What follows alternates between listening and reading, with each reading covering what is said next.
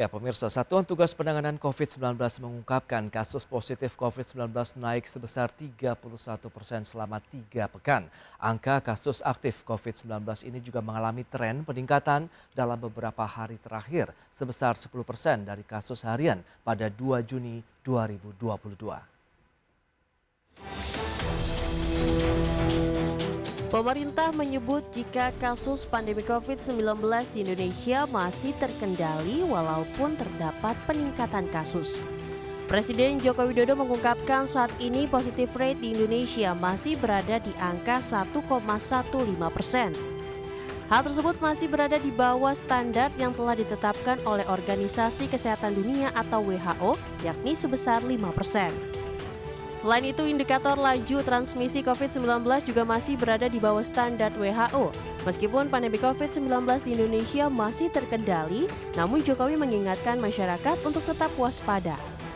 Sebelumnya, juru bicara Satuan Tugas atau Satgas Penanganan COVID-19 Wiku Adhisa Smito mengungkapkan kasus positif COVID-19 naik sebesar 31% selama 3 pekan. Angka kasus aktif COVID-19 juga mengalami tren peningkatan dalam beberapa hari terakhir sebesar 10% dari kasus harian pada 2 Juni 2022. Kepada masyarakat, meskipun saat ini kita sedang dalam euforia kembali beraktivitas normal, saya minta untuk tidak lengah. Virus masih ada di sekitar kita, dan dengan disiplin memakai masker dan rajin mencuci tangan akan sangat membantu kita terhindar dari penularan. Dan segera beristirahat di rumah dan periksakan diri ke dokter apabila merasa tidak enak badan maupun mengalami gejala COVID-19. Dari Jakarta, Tim Liputan, IDX Channel. Pemirsa, untuk membahas tema menarik selanjutnya, waspada kasus COVID-19 kembali meningkat. Kita sudah tersambung melalui Zoom bersama dengan Profesor Wiku Adhisa Smito, juru bicara Satgas Penanganan COVID-19. Selamat pagi, Prof. Wiku. Selamat pagi, Mas Prasetyo. Salam sehat, Prof. Salam sehat untuk semuanya. Baik, terima kasih atas waktu yang disempatkan. Ini langsung saja diupdate nih mengenai kasus COVID-19 pasca libur Lebaran kemarin. Apakah benar-benar ada peningkatan yang mesti dicermati begitu oleh masyarakat luas, Prof? Silakan. Ya, baik, terima kasih. Jadi pasca libur Lebaran tentunya terjadi sedikit kenaikan kasus. Perlu dicermati oleh masyarakat, ya. Dalam rangka masyarakat harus selalu waspada, mengetahui si nasional apa yang terjadi karena sekarang masih pandemi. Namun kenaikannya sangat rendah, relatif kecil, dan kasusnya terkendali. Keterisian tempat tidur di rumah sakit juga relatif stagnan dan rendah, dan angka kematiannya turun terus. Jadi sebenarnya kenaikan itu memang ada, tapi relatif terkendali kondisinya. Baik, Demikian. tapi kalau kita lihat tren kasus positif ini kan cenderung meningkat dalam 3 minggu terakhir ini. Sebenarnya dipicu ada masalah di bagian mananya ini, Prof? Apakah dari sisi memang kondisi masyarakat yang sudah mulai bebas beraktivitas kah atau ada hal lain?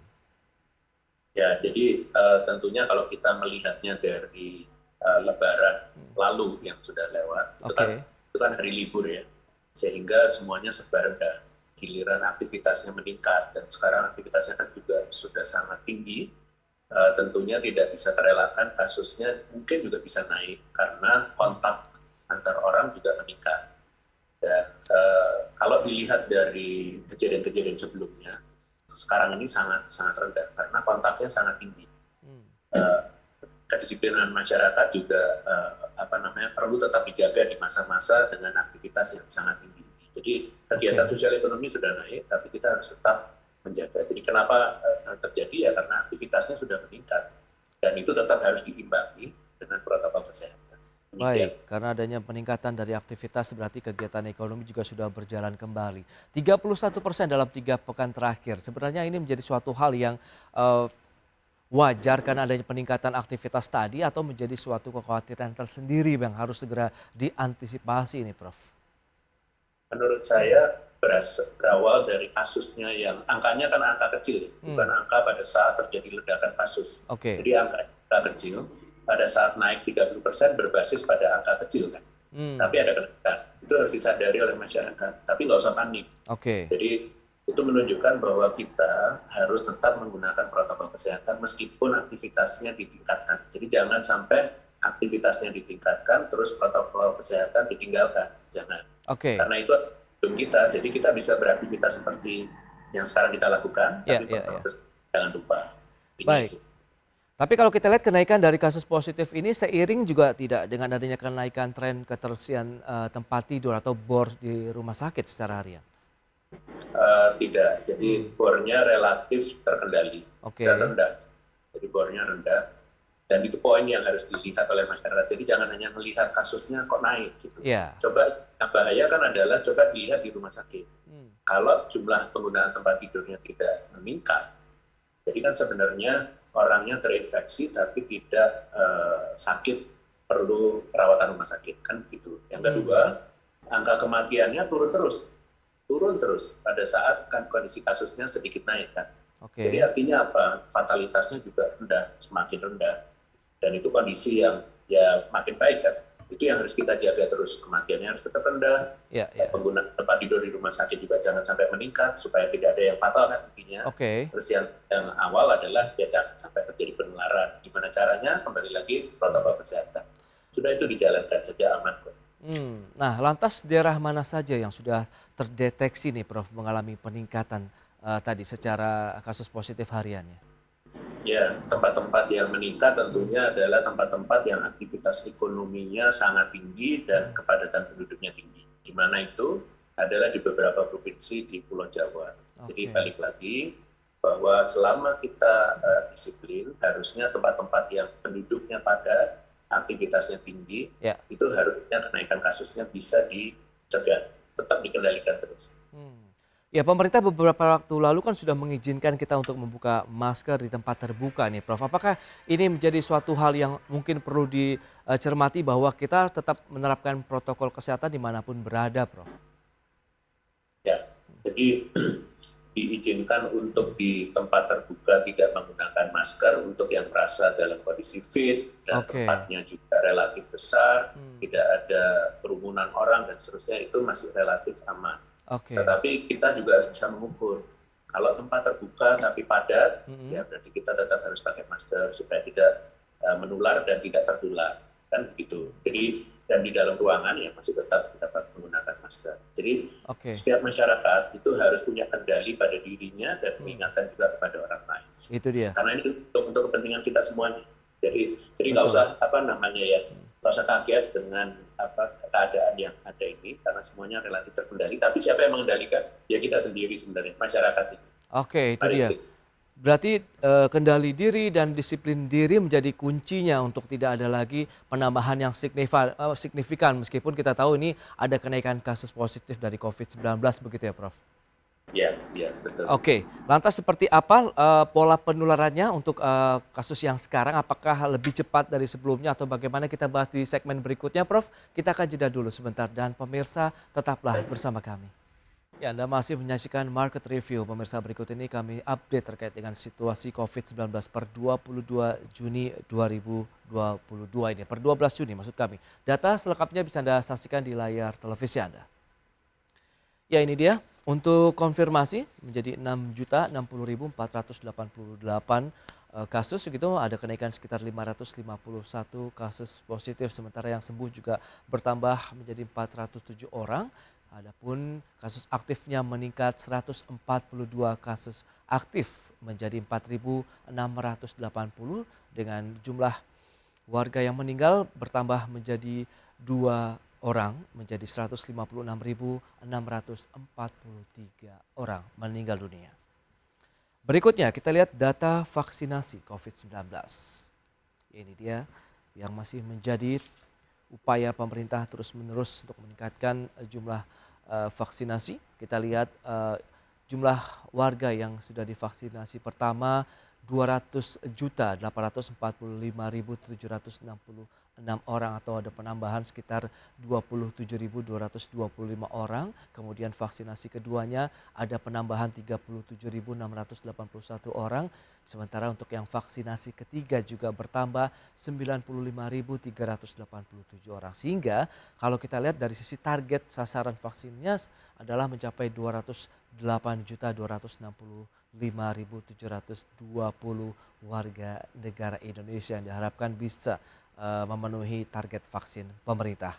Baik, kita akan lanjutkan kembali perbincangan bersama dengan Prof. Wiku Adhisa Smito. Baik, ya Prof, kita akan lanjutkan kembali berdasarkan data tadi yang sudah disampaikan. Memang jumlah kasusnya ada kenaikan ya Prof ya. Kita lihat konfirmasi 551 orang, kemudian yang sembuh juga bertambah. Menyikapi kondisi saat ini pun masih kategori terkendali ya Prof ya? Ya, kalau kita lihat memang kondisinya relatif terkendali. Jadi melihat kasus itu tidak bisa hanya melihat harian. Tapi harian memang ya, kemudian mingguan perlu dilihat, kemudian dalam 1 bulan juga perlu dilihat. Jadi kita nggak bisa hanya melihat 1 hari atau beberapa saat saja terus panik melihatnya. Jangan. Jadi kita lihat. Jadi kalau saya lihat dari jumlah kasusnya ya, kalau mulai dari sebelum Idul Fitri pertanggal 1 Mei 2022, itu ada 2.890 kasus mingguan. Sedangkan 1 minggu pasca Idul Fitri di 8 Mei itu 1.391. Tadi 2.890, ini 1.391 turun kan. Kemudian 2 minggu berikutnya 15 Mei menjadi 2.345 kasus per minggu kembali lagi. Jadi kasusnya relatif dalam 1 minggunya memang naik, tetapi relatif masih rendah, artinya terkendali. Dan yang tadi saya sebutkan, bor sama kematian itu betul-betul kondisinya baik. Lantas bagaimana dengan pola penularan untuk kasus COVID-19 yang terjadi saat ini, Prof? Apakah lebih cepatkah seperti Delta atau sebenarnya sudah bisa diantisipasi begitu pola penularannya? Pola penularannya tetap sama saja, pasti dengan kontak, pasti juga orang-orang yang imunitasnya tidak tinggi atau sedang tidak tinggi karena mungkin lelah dan seterusnya, potensi tertularnya pasti ada. Maka dari itu imunitas individual itu harus ditingkatkan atau selalu dijaga tinggi, pastinya dengan olahraga, dengan istirahat cukup, ya tidak stres, ya. Jadi itu harus dijaga sehingga pola penularannya ya memang dasarnya adalah kalau masyarakatnya tidak terlindungi karena vaksinnya mungkin belum lengkap dan seterusnya, ya jadi bisa tertular. Tapi selama mereka vaksinasinya lengkap, kemudian juga protokol kesehatan harusnya aman.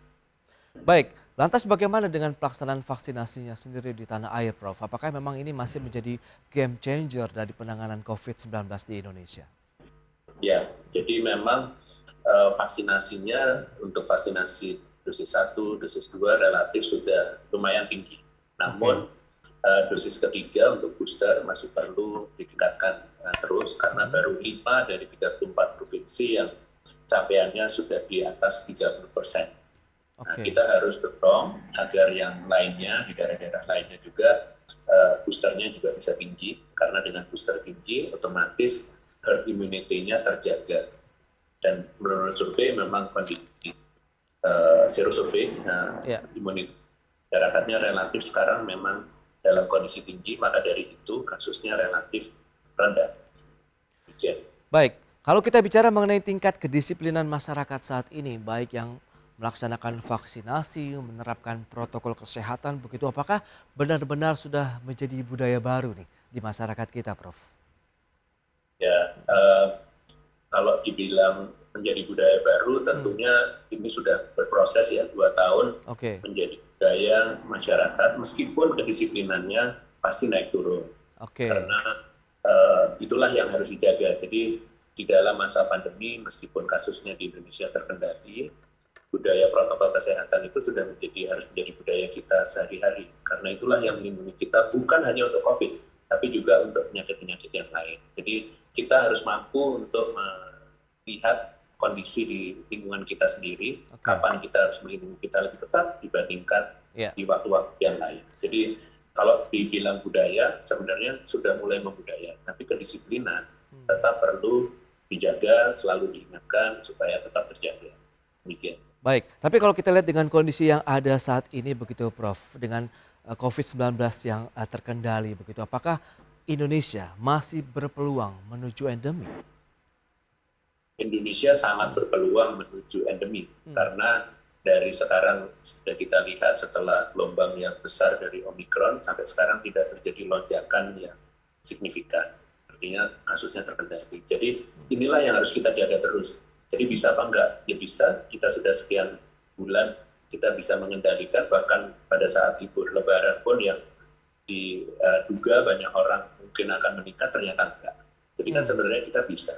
Ya tinggal disamakan aja cara kita ini seperti ini terus saja.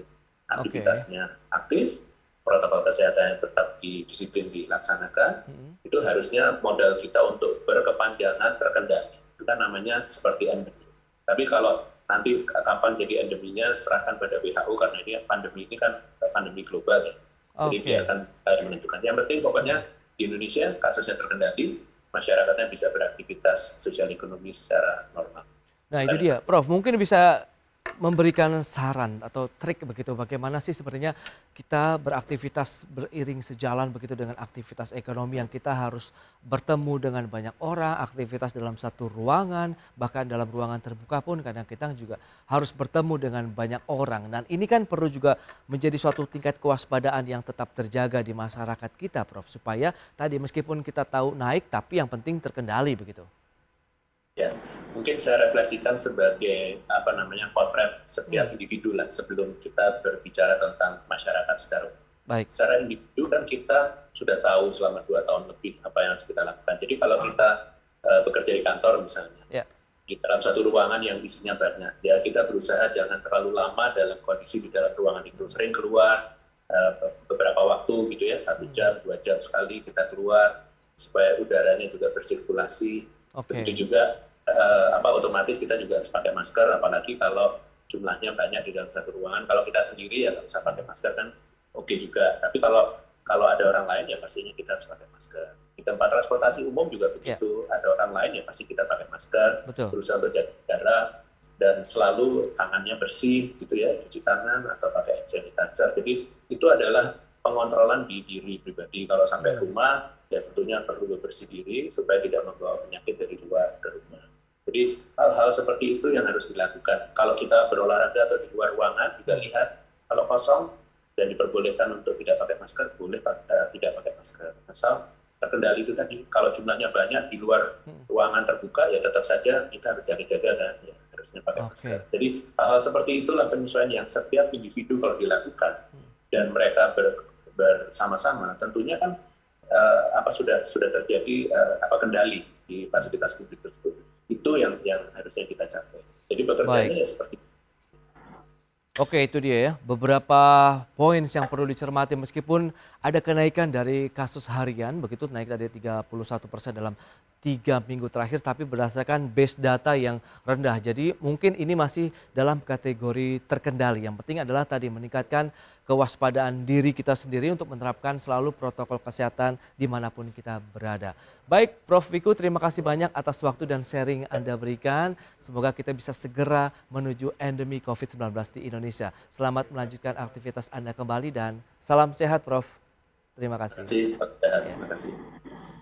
Baik pemirsa, 1 jam sudah saya menemani Anda dalam Market Review. Saya Prasetyo Wibowo beserta kerabat kerja yang bertugas undur diri. Terima kasih dan sampai jumpa.